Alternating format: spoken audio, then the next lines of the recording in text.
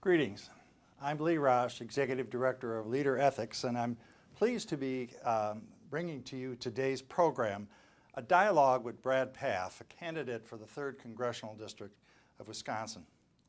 This program is brought to you by Community, a collaborative effort involving media partners, the La Crosse Tribune, WKBT News 8000, WIZM News Radio, WXOW, and Leader Ethics.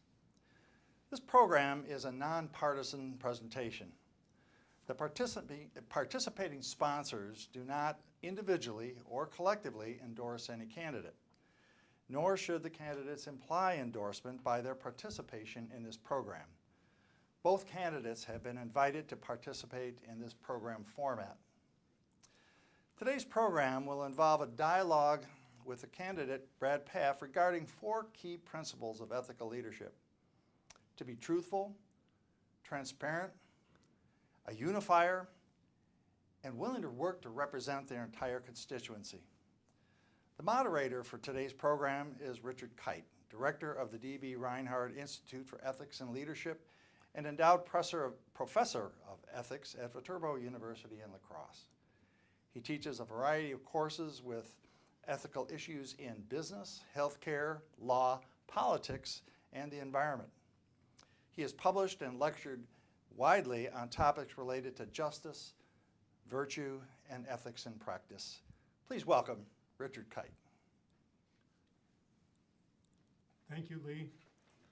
It's my pleasure to be moderating this discussion on behalf of Community and Leader Ethics, and I'm really pleased to introduce Brad Pfaff. Brad currently serves as the Wisconsin State Senator for District 32. He previously held the position of Wisconsin Department of Agriculture, Trade, and Consumer Protection. He is the Democratic nominee for United States Congress in Wisconsin's 3rd District. Thank you for joining us, Brad. Well, thank you, Rick, and thank you, Lee, and thanks everyone for giving me the opportunity. It's a pleasure. As Lee mentioned, in Leader Ethics, we adhere to 4 principles, and that's what we want to talk to you about, is these 4 principles. And I'd like to start with truth, because we think it's the foundation of everything that we do, is that our elected officials should be truthful. That's right. So I want to ask you, given the way in which people tend to be so skeptical about the possibility of even getting at truth, how do you determine what information is true and what information should be shared? Well, that's a very good question. And I will say this, is that I think truthfulness needs to be something that we all should aspire to. And that's what we're seeking to get at. It's a basic value of who I am. Raised here in western Wisconsin, with common sense and recognizing the fact that we need to work together in order to get things done. And the thing is to listen to one another. I think all of that is extremely important as we continue to find the truth. To realize the fact that there is no one size fits all as well. And I grew up in a rural area just north of La Crosse here, about 25 miles. I grew up on a family farm. My family's been farming in this area since they came to this country in the 1800s. And the thing is this: when you live in a rural area, your closest neighbor is a quarter of a mile down the road, if you're lucky. You don't have time to play politics. You don't have time to get into ideological food fights. You trust your neighbor because your neighbor's there with you. And when your cattle get out, your neighbor's there to help you. When your community is celebrating an anniversary, people from the community come together to celebrate. They come together to mourn. That's about building relationships with people, and that's based upon trust, and that's looking beyond, just some topic. Truthfulness is obviously the importance of an issue, but also truthfulness is just that bond that you have with someone, that belief in that individual, that that they're not trying to play games with you, and that's to me what's so very, very important, is just trying to seek information, but also building relationships with people that creates a bond, a form of trust, and that trust you get truthfulness. Well, if truthfulness is dependent on these relationships you form, then I think there's some worry that once our representatives get to Washington, they lose that bond, right. they lose that relationship. So Right. how do you maintain it? Well, I think you maintain it by, first of all, by being here, knowing this area, willing to reach out to people of different ideas, different thoughts, different religion, different ethnicity, different gender, whatever it may be, different social economic status, and learning from them, and wanting to hear their thoughts and idea, spending time within their community, building that goodwill, but also reaching out and wanting to build a level of trust with them, and quite frankly, putting the politics aside. It really is, and I'll just say it, it is a shame that, everything boils down to either a Democratic label or a Republican label, because that's not who the people here are in western and central Wisconsin. I mean, these are honest, hardworking, God-fearing, patriotic people.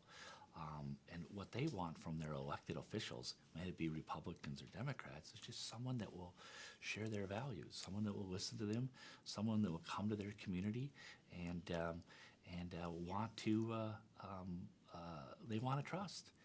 But that means that the elected official also needs to put in the time and the effort as well. So trust is about truthfulness, it's about building relationships, and it's about,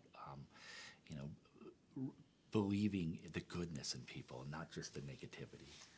Well, and I think trust is also really dependent on transparency, right? And this is another principle for leader ethics, is we really think that our elected officials should be transparent with public information. They sure should be. But with all the news sources available to us now, it seems like that it's hard to keep any information confidential. On the other hand, there's some distrust that lots of times the important factors in decision making are kept from us. Like there's sometimes a hidden agenda, or there might be motivations that we don't know. So how, as an elected official, do you ensure to your constituents that there isn't a hidden agenda, or do you reveal it, or do you operate in a different way to reassure them? How do you maintain transparency? Accessibility. You have to be accessible. You have to be accessible. You have to be able to explain and justify the decisions that you made. And the thing is this, and you have to be truthful. And the best way to do that is to make sure that you are available for your constituents, that you're hearing from them, that you're putting their interest first. And if you do take a vote, and there are times when you're going to take a vote that people are going to say, well, why did you vote a particular way? You have to explain it. You can't hide from it. You can't run from it. You have to be able to explain it. And, I'm proud of the record that I've been able to have in the Wisconsin State Senate, because, I've traveled this district and I heard firsthand from the people of this district. And I also recognize that, we need to find consensus. And consensus is something that, quite frankly, our politics has moved away from, and that's unfortunate. Consensus is where, we sit down with those that we may not always agree with, and we try and find some common ground, and we listen as much as we speak. And I think that's extremely important to do. And unfortunately, in the state legislature right now, we don't have a situation like that where we're trying to build consensus and where we're trying to find common ground. But I'll be upfront with you. I represent a state senate district that is 50-50. It is a jump ball. It could go either way. And so for me to be able to feel that I'm doing a good job representing this district is I need to find consensus. And that means I have to be very busy and reaching out to as many constituency groups as I possibly can in order to understand their perspective, but also then be able to share with what I've heard from other perspectives, so then they can have an idea as well, and then be able to try and find some common ground. One of the things that we're really concerned about is actions that might be hidden from us among members of Congress. There was a story in the New York Times just yesterday about how it looks like certain members of Congress had investments in areas that they oversee. And this is a real concern. Should there be more robust kind of disclosure of financial investments in other areas where representatives might have conflicts? For sure. I mean, we should not have a situation where a member of Congress or some type of elected official or governmental official has access to information that none of us have access to when it comes to investments and financial transactions. That we shouldn't have a situation like that. So, you know, I'll just absolutely be clear. I have been very forthright as far as, filing all my financial information that I have. And I do not believe that, members of Congress should have inside information or information that the rest of us don't have when it comes to any type of financial dealings that are taking place within the stock market or bonds or any other private sector. Now, there is an oversight responsibility that Congress has, and I recognize that, but there's a fine line between, doing oversight and at the same time having information that the rest of us don't have. I want to move on to our third principle, and this is about being a unifier. And because we think it's so important that our officials be unifiers rather than dividers. That's right. And so I want to ask you, if you were elected, what practices would you take to serve as a unifier in Congress? Well, first of all, I view myself as a moderate, and I am someone that, I also am someone that has a very even temperament, and I want to hear from people from all sides. And so I am someone that wants to be able to reach, if I get the opportunity to represent this seat in the United States House of Representatives, I will be wanting to hear from my colleagues, in both political parties, their thoughts and their perspectives on issues. This district for the last 42 years has been represented by two members of Congress, one a Republican, Steve Gunderson, who represented this seat for 16 years, the other Congressman Ron Kyte, who represented this seat for the last 26 years.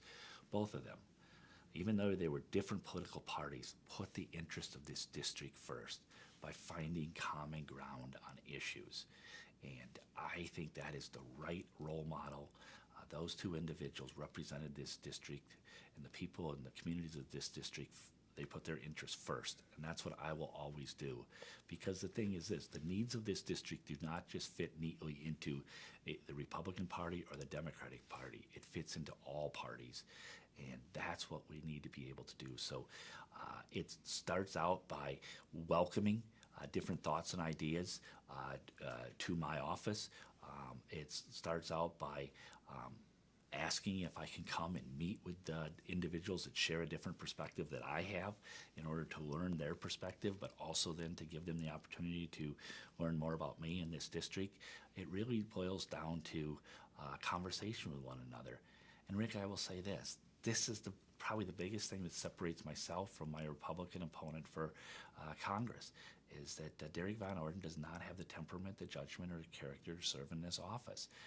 He has not demonstrated that he can reach across the aisle and find common ground.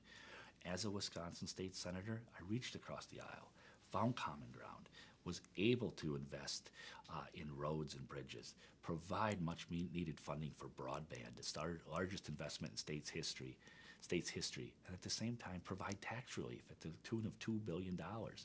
I did this while at the same time staying true to the principles of myself, my community, and of this district by continuing to advocate for expanded Badger care, continuing to advocate for additional funding for education. You can continue to push for and advocate for additional, but you don't always have to, lead with the negative. You can always also find common ground on issues that are important. In your impression, do your constituents want unification, or do they want more division? Because it seems to me, when I'm just seeing ads, and I'm not talking about your ad, I'm just talking about ads in general, political ads, the most common word I hear is fight, as if that's what people are responding to. They want somebody to fight for their interests, but that seems to be opposite of gaining consensus or doing something that brings people together. So how do you do that? How do you be, can you give any examples of how you've been a unifier in this kind of context? Well, I've been a unifier for the simple reason that I had the opportunity to serve as our state secretary of agriculture, and I absolutely love that job. I mean, that was a job that was a dream job for me. From where I come from, my background, and my family background, to be asked by Governor Evers to serve as our state secretary of agriculture, it was a dream come true. And I traveled the state and I heard firsthand from our family farmers and our rural residents. I stood in cheese plants, I was in feed mills, livestock yards, I was in machine sheds, diners, sat at kitchen tables with family farmers, not just Democrats, but also Republicans and independents. And I heard firsthand their concerns, the anxieties that they had. And I took those concerns back to the state legislature. But rather than wanting to move forward and to hear what was happening in the countryside, these legislators, unfortunately, decided to play partisan politics. And, they voted me down as Secretary of Agriculture. And that was a real disappointment. But, 1 year to the day of me being rejected as State Secretary of Agriculture by that partisan legislature, I was elected to serve in the state legislature. And now I'm in the state legislative body that had rejected me. And I've been able to reach across the aisle and work with them when it comes to providing tax relief, when it comes to providing funding for roads and bridges, for broadband, for economic development, job training programs. The thing is this, is I've demonstrated I can work. I can demonstrate the fact that, I'm willing to put my own job on the line if necessary, if it's appropriate. But at the same time, you can't hold grudges. I mean, you cannot hold grudges here. You need to recognize the fact that we're given an opportunity to serve the public. The public has put a level of trust into us. And I value that. I absolutely cherish that. And so I will fight hard for the people of this district. I'm very proud of the people here in the 32nd Senate District. This is the Driftless region. It is one of the most beautiful geographic areas in the entire North American continent.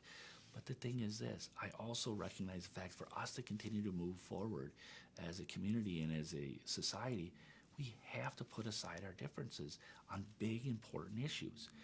And I thought it was important that we put aside our differences to invest in broadband and in transportation and make sure that our hardworking middle-class people had a tax cut. But that doesn't mean that I'm going to not stop fighting to make sure that we've got expanded healthcare opportunities and education opportunities. Finally, our last principle is the importance of representing collective interests of constituencies. And you've no doubt seen the graphs that have shown the increasing polarization. So as where the parties used to overlap quite a bit, many people that they've moved apart, so there's less of a middle. In that kind of context, as a member of Congress, what actions could you take to demonstrate that you're really interested in representing the interests of all constituents and not just your party's interests? Well, that's a great question, and I will say this, is that I think it's very important that the National Democratic Party, because we have a two-party system right now, for good or for bad, we have a two-party system, and I am running for Congress as a Democrat. I am a Democrat in the Wisconsin State Senate, and I think it is important that members of the Wisconsin State Senate, as far as Democrats, know that there is a voice for the people in rural, western Wisconsin, in the Driftless region, and I've been that voice. And I think it is imperative that the National Democratic Party recognizes that they need a voice from rural, western, and central Wisconsin to fight for people that live in these small communities, that get up every single day and try and put food on the table for the kids before they rush out the door, the kids to school and them to work. But yet at the same time, they have enough desire in order to give back to their community by participating in community celebrations. Those are small town values. Those are our values. And I want to make sure that the National Democratic Party recognizes that